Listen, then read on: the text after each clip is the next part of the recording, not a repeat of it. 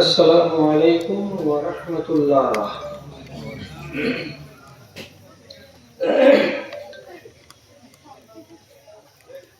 ইন্নাল হামদালিল্লাহ নাহমাদুহু ওয়া নাস্তাঈনুহু ওয়া নাস্তাগফিরুহু ওয়া নাউযু বিল্লাহি মিন শুরুরি আনফুসিনা ومن سيئات أعمالنا من يهده الله فلا مضل له ومن يضلل فلا هادي له وأشهد أن لا إله إلا الله وحده لا شريك له وأشهد أن محمدا عبده ورسوله أما بعد أعوذ بالله من الشيطان الرجيم بسم الله الرحمن الرحيم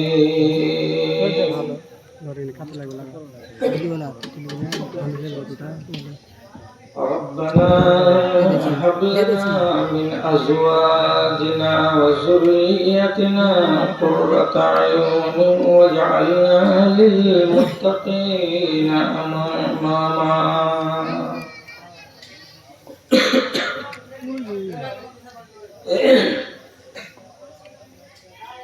সকলের দাতা তুমি ওগো দয়াময়, এতটুকু কৃপা যেন মোর প্রতি হয়।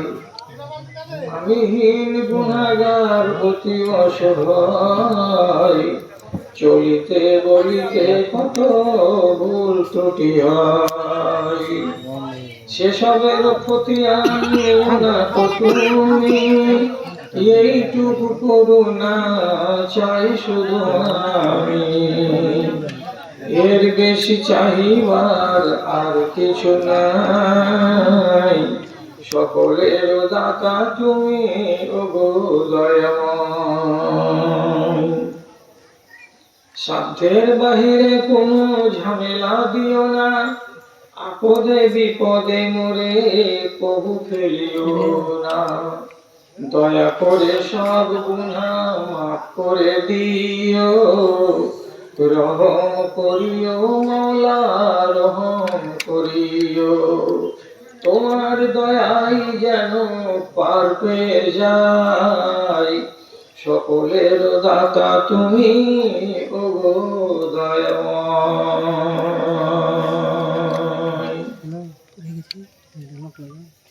মাননীয় মুসলিম সমাজ, আল্লাহ রাব্বুল আলামিনের শুকরগুজারি করছি এবং তার স্তুতিবাদ গাইছি যে এই নবনির্মিত প্রতিষ্ঠানটির ডাকে আমি এই প্রথমবার ডাক পেয়েছি এবং সেই ডাকে সাড়া দিয়ে আপনাদের মুখোমুখি হয়েছি। অবস্থার দিকে লক্ষ্য রেখে এবং যেটা আমাদের দেশের মানুষের অভ্যাস যে 12টা ঘড়িতে বেজে গেলে মানুষের আপনি 12টা বেজে যায়, কেউ থাকে না মজলিসে। তো সাহস করতে পারছি না বলে আমি আপনাদের কাছে রিকোয়েস্ট মূলক বলছি যে 1টা ঘন্টা কমসে কম এখানে থামেন, তারপরে আর আপনাদেরকে আমি জোর করব না, এখান থেকে চলে যাবেন, তাতে কোনো আক্ষেপ থাকবে না। তো এই সময়টুকু খুব একটা বেশি সময় নয়, একটু খেয়াল করে কথাগুলোকে যদি শুনেন তাহলে দেখতে দেখতে নিমেষে পার হয়ে যাবে। এটা বলছি, হযরত ইব্রাহিম আলাইহিস সালাতু ওয়াস সালাম তিনি আল্লাহ রাব্বুল আলামিনের কাছে অনেকগুলো দোয়া করেছেন, অনেকগুলো। যখন কোরআন মাজিদ দিয়ে ওলামায়ে দ্বীন ঘাটাঘাটি করেন তখন দেখতে পান যে নবী ইব্রাহিম যত দোয়া করেছেন এতগুলো দোয়া কোরআন মাজিদে অন্য কোন নবীর কাছ থেকে আসেনি। এত বেশি দোয়া করেছেন হযরত ইব্রাহিম। এবার তিনি আল্লাহ তাআলার কাছে একটা দোয়া করেছেন, এদিকে লক্ষ্য করেন। তোরা শেষ কর্নারে চ্যানেল বলে ঠিক আছে, তোরা শেষ কর্নারে বসে না গান পাঠান। তো উনি দোয়া করেছেন আল্লাহ তাআলার কাছে যে আল্লাহ তুমি আমাকে এমন স্ত্রী দাও, এমন ছেলে পিলে দাও যেই স্ত্রীকে দেখতে গেলে এবং যেই ছেলেকে দেখতে গেলে, যে স্ত্রী এবং যেই ছেলের সাথে চলতে গেলে মন জুড়িয়ে যায়, প্রাণ জুড়িয়ে যায়, চোখ ঠান্ডা হয়ে যায়। এইরকম তুমি আমাকে স্ত্রী দিও, আর এইরকম তুমি আমাকে ছেলে দিও। তাহলে নবী ইব্রাহিমের একটা দোয়া হলো এখানে। এবার আরেকটা সাংঘাতিক কথা বলছি আপনাকে, এটা আমার নবী দোয়া করেছেন। কি বলেছেন উনি? উনি হলেন বাপ আর ইনি হচ্ছেন বেটা। বাপ দোয়া করলেন কি তা জানতে পারলেন। এবার বেটা যেটা দোয়া করছেন সেটা আল্লাহ পাকের নবীর মুখ থেকে এসেছে, এটা হাদিসে আছে। তিনি বলছেন আল্লাহুম্মা ইন্নী আউযু বিকা মিন জারিস সুয়ে ওয়া যাওজিন ইউশাইয়িবুনি ক্বাবলা আল মাশিবে ওয়া মিন ওয়ালাদিন ইয়াকুনু লি রাব্বা। নবীজি বলছেন আল্লাহ তোমার কাছে আমি পানা চাইছি, তোমার কাছে আমি আশ্রয় চাইছি। আমার পড়োশী যেন নিকৃষ্ট না হয়, বদমাশ না হয়, নালায়েক না হয়, জ্বালা যন্ত্রণা যেন না দেয় আমাকে। আমার পড়োশীটাকে তুমি ভালো দিও। এক। দুই নম্বরে উনি বলছেন এমন একটা স্ত্রী দিও, ওই স্ত্রী থেকে আমি পানা চাইছি আল্লাহ তাআলা, যে স্ত্রীটা করে কি চুল পাকার বয়স হবে না তার আগে আগেই চুল পাকিয়ে দেয়। এইরকম বিবি যেন না দেওয়া হয়, এটাকে আমি পানা চাইছি। চুল পাকবে না তার আগেই চুল পাকিয়ে দিবে এমন স্ত্রী দিও না, এমন স্ত্রী থেকে আমি পানা চাইছি। স্ত্রী চুল পাকাইতে পারে? চুল পাকার বয়স হলো 40 পার হয়ে 50-এ 45-এ গেলে, কিন্তু স্ত্রী চুল পাকিয়ে দিতে পারে টাইমের আগেই। এই জন্য রসুলের কথা, এটা আমার কথা নাই। আমি যাওজিন ইউশাইয়িবুনি ক্বাবলা আল মাশিবে, চুল দাড়ি পাকার আগে স্ত্রী আমার চুল পাকিয়ে দিবে, আমাকে বুড়া বানিয়ে দিবে, এমন স্ত্রী থেকে আমি তোমার কাছে পানা চাইছি। স্ত্রীর ভিতরে এরকম বদ খাসলত আছে, যেই বদ খাসলত সইতে সইতে সইতে সইতে মানুষের দুশ্চিন্তা বেড়ে যায়। আর দুশ্চিন্তা যদি বেড়ে যায় বেশি, তাহলে মানুষকে হাইপার টেনশন হয়। আর হাইপার টেনশন হতে গেলে মানুষের রক্তচাপ বেড়ে যাবে।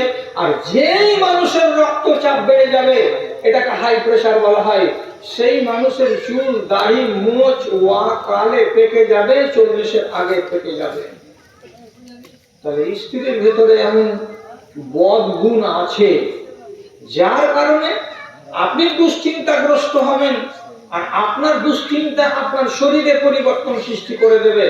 এই জন্য নবীজি পানা চাইছেন আগেই। আর একটা কি তিনি বলছেন, হে আল্লাহ এমন বেটা দিও না যে বেটাটা একটু যখন বড় হবে, সাবালক হবে, তখন ওর আচরণগুলো এমন হবে যে এই বেটাটা যেন আমার বেটা নয়, আমি যেন এই ছেলেটার বেটা। তার মানে আমি বাপ হয়ে ওর কাছে বেটা হয়ে যাব, আর ও বেটা হয়ে আমার কাছে বাপ হয়ে যাবে। এমন ক্ষমতাকে সে ছিনিয়ে নেবে, পাওয়ারকে কেড়ে নেবে, আমাকে ছেলে বানিয়ে রেখে দেবে, আমাকে নিহাত্তা বানিয়ে রেখে দেবে, এমন ছেলে আমি তোমার কাছে চাই না, এমন ছেলে থেকে তোমার কাছে পানা চাই। ভাবেন এরকম কি বেটা বাচ্চা আছে? আপনি বাপ হয়ে যদি পাইকারকে বলেন যে আমি ধান বেচবো 10 কুইন্টাল, পাইকার যদি খালি চলে আসে পাল্লা হাতে করে, বেটাকে কি বাপ ধান বেচবে 15 কুইন্টাল, আর বাপ কি জানে, কি বুঝে আমার বাপ? কত বেশি বুঝে তো বেটা। তোর বয়স কত? আমার বয়স 20, তো বাপের বয়স কত? 3 20 60। 60 বছরের বুড়া বুঝবে না, বুঝবে কে? তো 20 বছরের ছেলে বাপকে যে চোখ রাঙানিয়া বলছে তোকে কে পন্ডিতি করতে কইলে, আর বেচবো কি বেচবো না আমি আমি বুঝে নেব, তোকে ওগুলা করতে হবে না। তাহলে বেটাটা কি হয়ে গেছে? বাপ। আপনি যে কোনো কাজ করবেন বেটা আপনাকে বাধা দিবে, ওর হুকুম চলবে, বাপের হুকুম চলবে না। তার জন্য নবীজি হাদিসে বলছেন, আল্লাহ তুমি আমাকে এমন ছেলে দিও না যে ছেলেটাও আমার ছেলে হয়ে কি হয়ে যাবে, আমার বাপ হয়ে যাবে, আর আমি বাপ হয়ে কি হয়ে যাব, ছেলে হয়ে যাব, দিও না। তাহলে স্ত্রী চুল পাকিয়ে দিবে এরকম স্ত্রী চাই না, আর ছেলে সব ক্ষমতা কেড়ে নিবে এমন ছেলে চাই না, আর পড়োশি নালায়েক শয়তান হবে এমন পড়োশি আমি চাই না। রাসূলুল্লাহ সব দিকে ছেড়ে দেন, এই দুটো কথাকে ধরে রাখেন। ইব্রাহিম নবী আমাদের বাপ, তিনি বললেন চোখ জোড়ানো ছেলে দাও আর চোখ জোড়ানো বিবি দাও, আর নবীজি বলছেন পানা চাইছি এই দুই জিনিস থেকে। বুঝতে চেষ্টা করেন এই জিনিসগুলো আছে আমাদের ভিতরে এবং আমাদের স্ত্রীদের ভেতরে, মহিলাদের ভেতরে, বলেই রাসূলুল্লাহ দোয়া করেছেন। তারপর বলছি কি, রাসূলুল্লাহ মরবার কালে যেটা শেষ কথা বলে গেছেন, জীবনে তো অনেক কথা বলেছেন উনি, তো উনার মরবার কালে দম যাওয়ার আগে যেটা শেষ কথা বলেছেন নবীজি, সে শেষ কথাটা আপনাদেরকে বলছি। তা কি বলেছেন? আসসালাত আসসালাত ওয়া মা মালাকাত আইমানুকুম, তোমাদের কাছে আমি নামাজ রেখে গেলাম, তোমাদের কাছে আমি নামাজ রেখে গেলাম, নামাজকে পয়মাল করে দিও না আমার উম্মতিরা। 1 2 নম্বরে নবীজি বলছেন ওয়া মা মালাকাত আইমানুকুম, তোমাদের আমি ডান হাতের মালিক বানিয়ে দিলাম। কাদেরকে? এই মেয়ে ছেলেগুলোকে, এগুলো হলো তোমাদের মালিকানাই। এই মেয়ে ছেলেগুলো তোমরা যত্ন নিও, এই মেয়ে ছেলেগুলোকে তোমরা অযত্নে অবহেলায় ছেড়ে দিও না, এদেরকে তোমরা মানুষের মতো মানুষ করিও এবং এদেরকে সম্মান দিও, মর্যাদা দিও, এদেরকে অমানুষের মতো ব্যবহার করে অমানুষ মনে করিও না। মরার আগে দুটো কথা বললেন। তাহলে রাসূলুল্লাহ এদিকেও খেয়াল রাখছেন যে নামাজ ছেলে মেয়ে সবাই পড়বে, এই কথাটা কথা, কিন্তু যত্ন করার কথা কার বললেন? মেয়েদের উপরে বেশি নজর দিতে বললেন, যে খবরদার এরা যেন তোমাদের হাতে পয়মাল না হয়। 3 কথা বললাম, এবার আরেকটা কথা বলছি। ধনীকে, ধনীকে আপনি বলবেন ব্যাংকে যার টাকা আছে বেশি সে, আরেকটা লোক বলবে যার গোডাউনে 250 কুইন্টাল পাট ভরা আছে সে, আর একজন লোক বলবে যে লোকটার বাড়িতে এখন 200-250 কুইন্টাল ধান ভর্তি আছে গোলাতে, এই লোকটা ধনী। ধনের স্ট্যান্ডার্ড আমাদের কাছে কি? এইসব মাল, টাকা, পয়সা, সোনা আর চাঁদি। কিন্তু রাসূলুল্লাহ যেটা বলছেন সেটা ঠিক, আমি যেটা বলবো এটা ঠিক নয়। রাসূলুল্লাহ কি বলছেন? 3টা জিনিস যদি মানুষের কাছে থাকে তাহলে এর মতো ধনী দুনিয়াতে আর কেউ নাই। 3খানা জিনিস যার কাছে আছে এই লোকটা হলো সবচাইতে বড় ধনী। যার কাছে 2টো আছে একটা নাই সেটা কম নম্বরের ধনী, যার কাছে একটা আছে 2টো নাই সেটা এক রকমের ধনী, কিন্তু যার কাছে 3টা জিনিসই আছে এই লোকটার মতো ধনী আমার নজরে আর কেউ নাই। এ হলো সব থেকে বড় ধনী। কে কে? লম্বা তো করবো না, আমি বলেছি। এদিকে চলে এসো। ও ভাই একটু দেখেন দিকে চলে এসো ভাই, হ্যাঁ গল্প করে না, আশেপাশে চলে এসো, এদিকে আগে দিকে চলে এসো। 3টা আঙুলে গুনেন। কালবুন শাকিরুন ওয়া লিসানুন যাকিরুন ওয়া যাওজাতুন সালিহাতুন তুইনু আলা আমরে দীনকা ওয়া দুনিয়াকা। এক, তোমার মুখখানা, এই যে জিভটা আছে, জিভটা যদি নড়ে, তো নড়তে গেলে তুমি যেভাবে নড়াবে, যে শব্দ তুমি বানাবে, সে শব্দ তৈরি হবে। তো তোমার জিভ দিয়ে শব্দ তৈরি হবে, এই যোগ্যতা আল্লাহ তাআলা দিয়েছেন।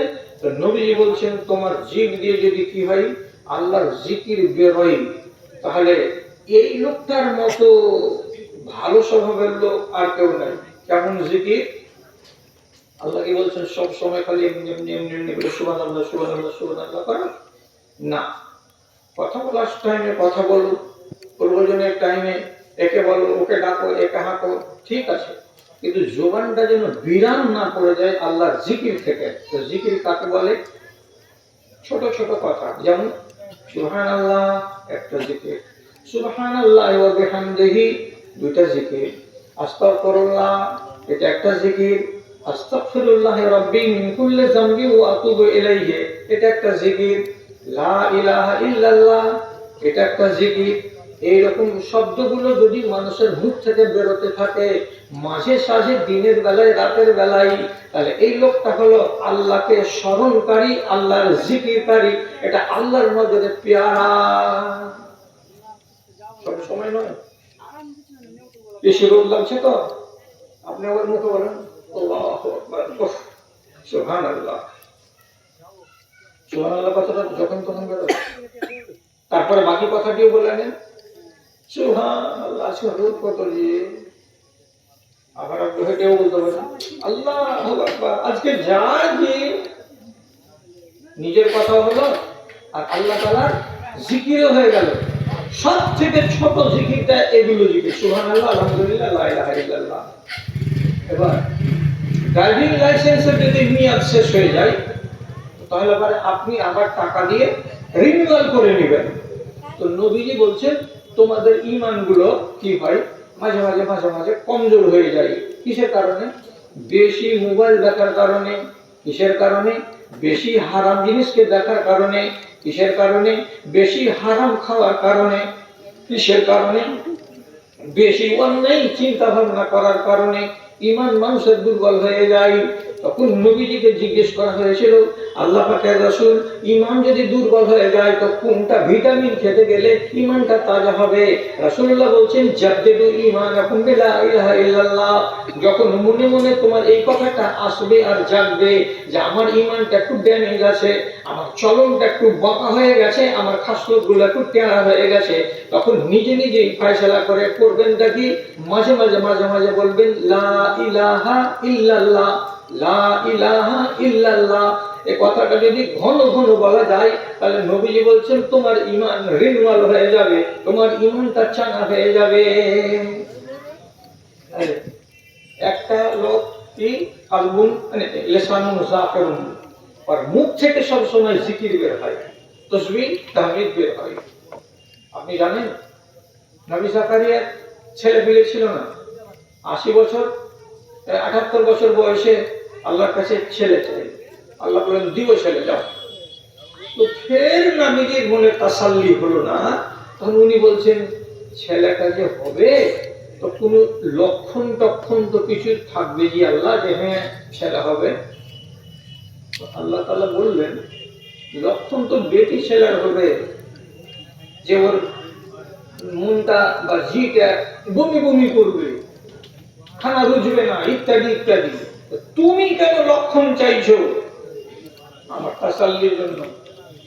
আমার স্ত্রীর পেটে বাচ্চা হবে, তার জন্য আমাকে তাসাল্লি দেন যে আলামতটা কি, লক্ষণটা কি। আল্লাহ তাআলা একবার ওকে লক্ষণ দিয়ে বলবেন, তুমি আগামী 3 দিন কথা বলবে না, তুমি শুধু ইশারাতে কথা বলবে।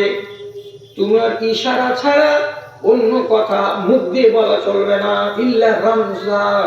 তো একটানা 3 দিন কোনো কথা বলতে পারবে না। সলিম কোথায় গেলারে বলা যাবে না। আর আজকে সকালে আমাকে বাস স্ট্যান্ড যেতে হবে রে বলা যাবে না। বাড়িতে চাল শেষ হয়ে গেছে দোকানে যেতে হবে রে, এগুলো বলা যাবে না। একটাও শব্দ ব্যবহার করবে না, তোমার মুখটা বন্ধ থাকবে। কিন্তু নবী জাকারিয়াকে বলা হলো দুনিয়ার কথা তোমার বন্ধ থাকবে বটে, কিন্তু আমার জিকির বন্ধ থাকবে না, আমার জিকিরটা চলতেই থাকবে। নবী জাকারিয়া 3 দিন দুনিয়ার কথা বলেন নাই, কিন্তু এর মাঝে মাঝে জিকির বন্ধ হয়নি।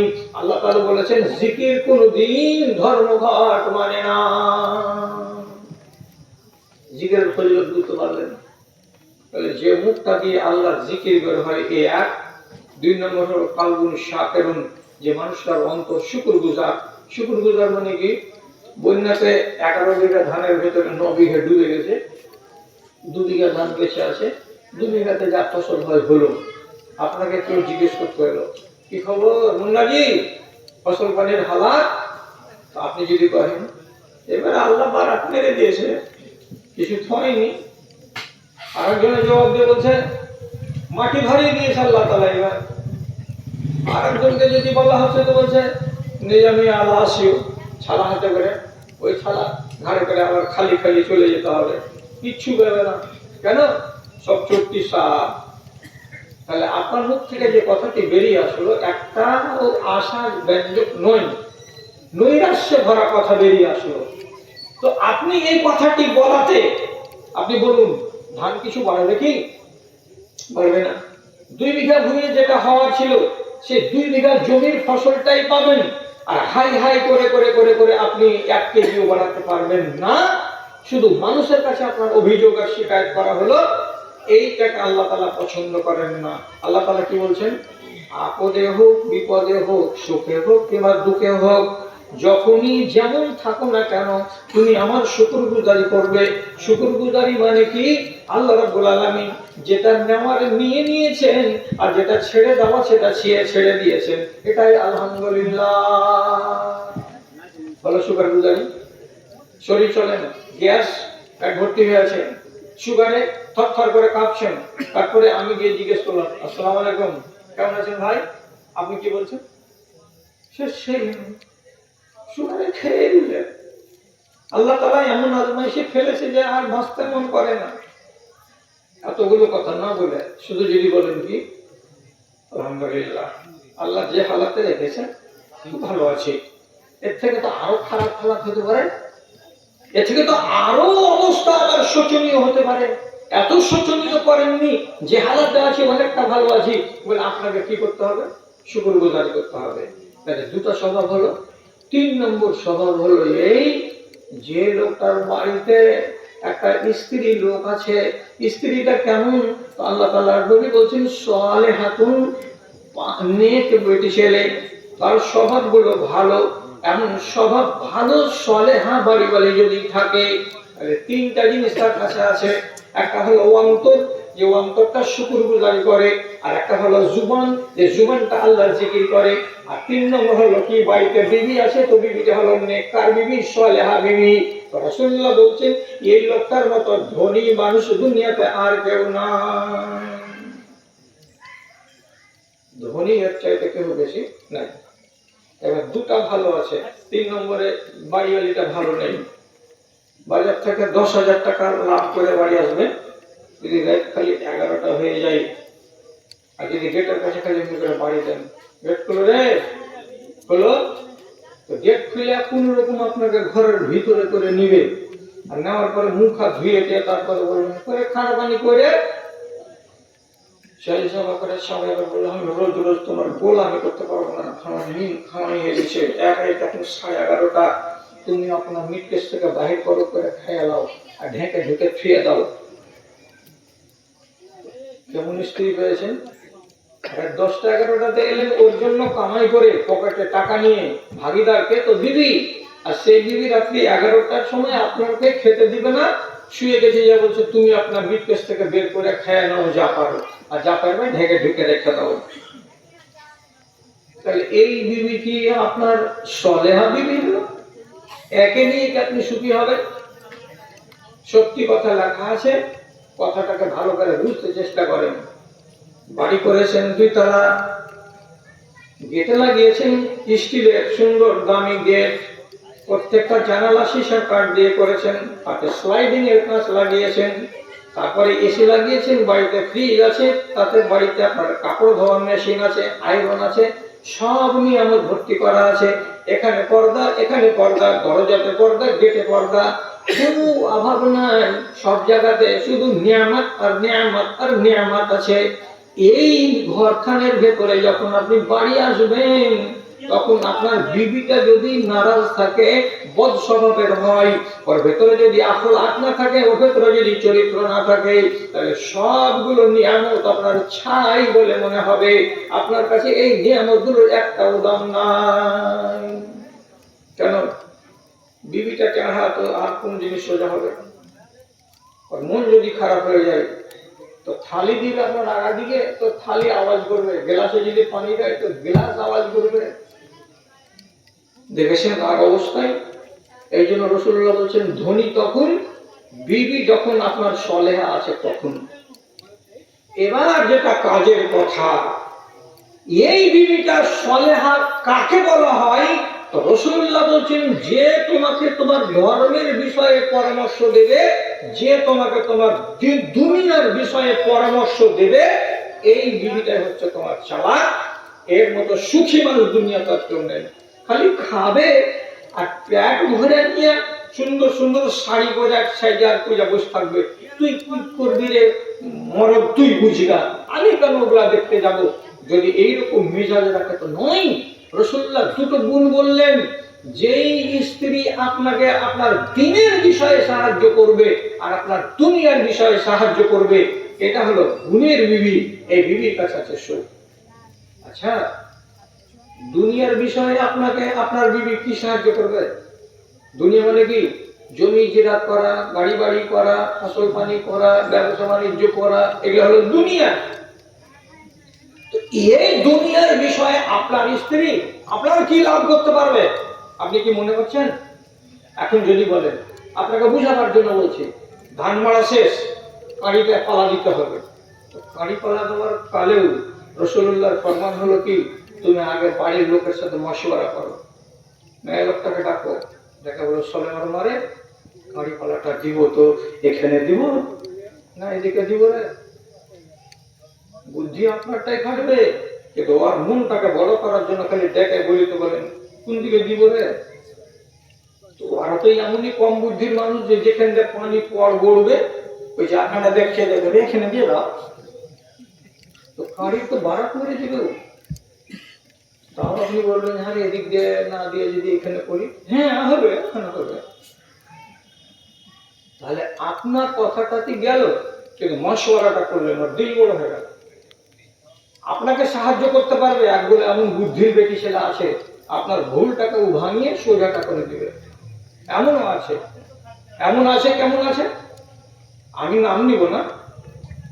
উনি এক সময় রাগ করে আমার নিজের আত্মীয়র কাছ থেকে, আমি জমি কিনছিলাম না, আজ 30 বছর আগেকার কথা, কিনবো না, জব দিয়ে দিলাম, না কিনবো না, তোমার জমি যাও।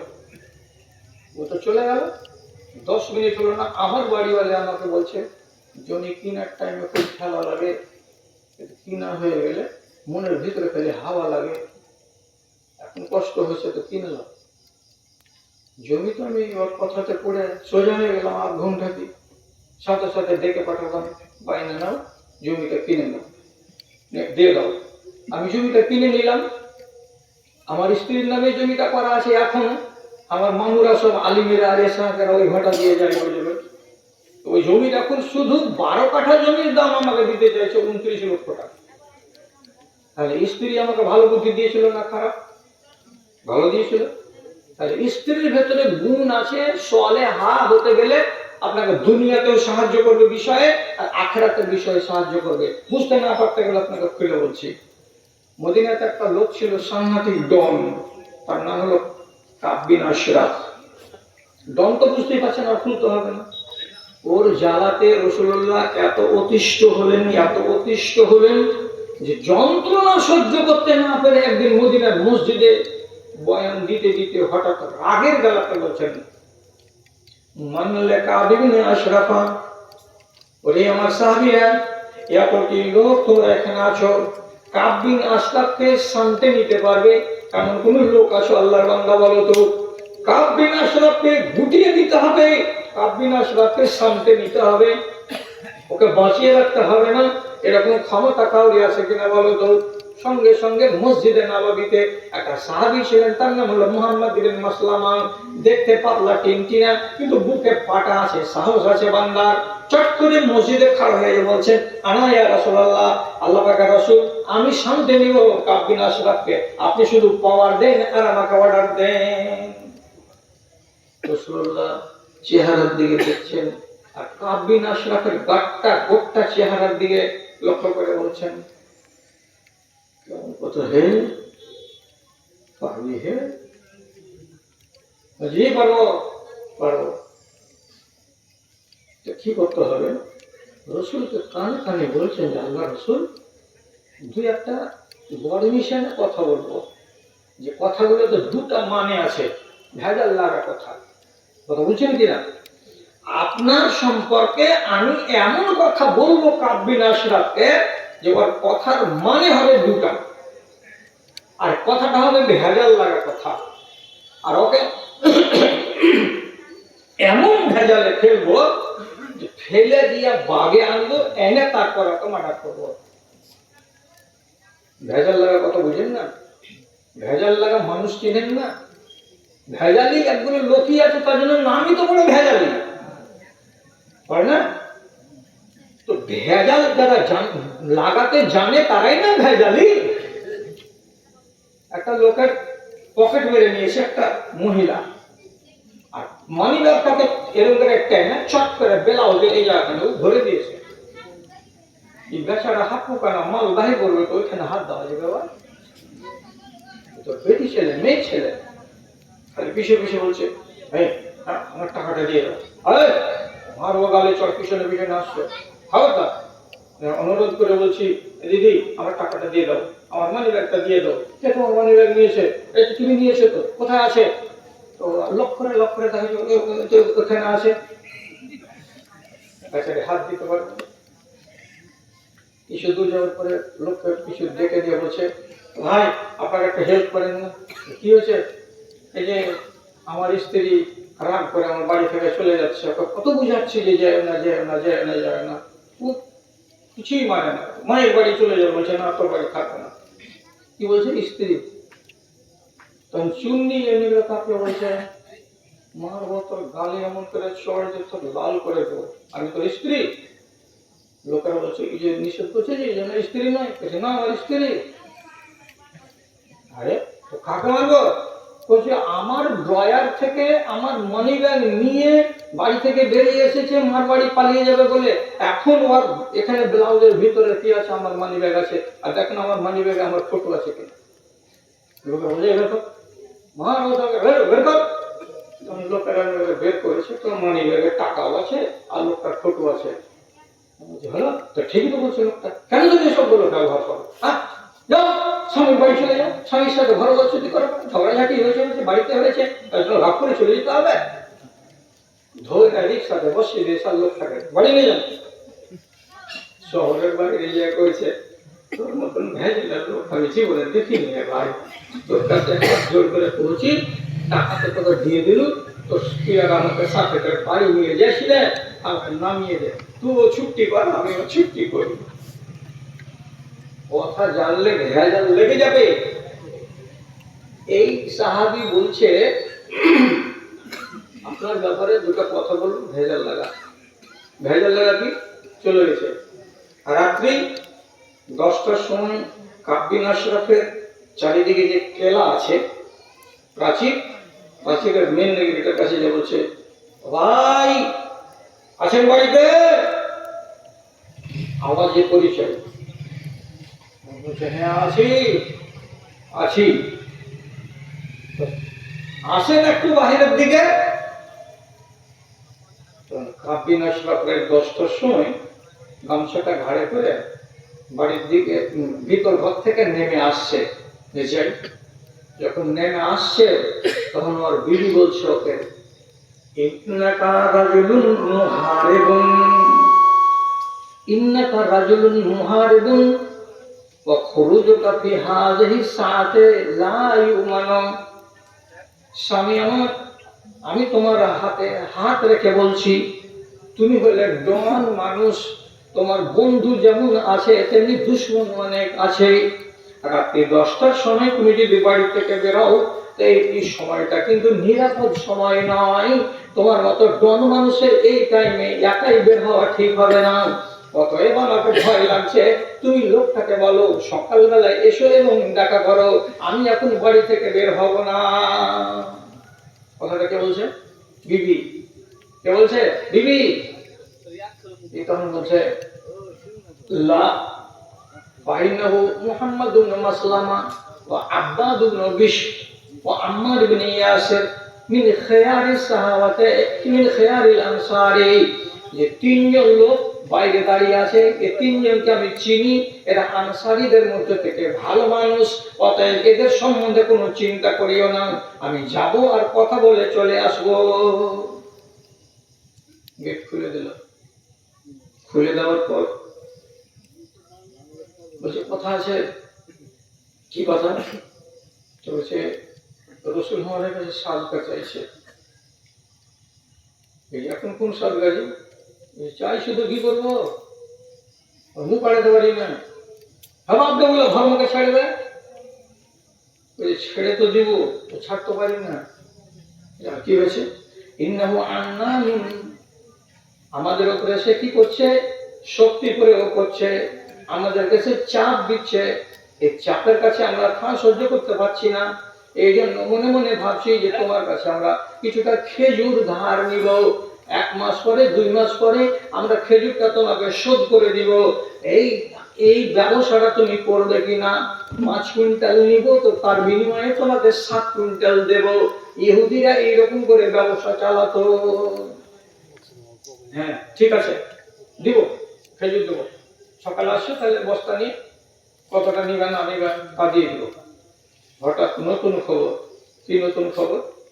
একজন ভোগাবেতন বলছে, আপনার গা থেকে এত মিষ্টি মিষ্টি সেন্ট আসছে, এরকম সেন্ট বাদ পালামে কিন্তু না শুকিনি। কোথায় পেয়েছেন সেন্ট? খুশি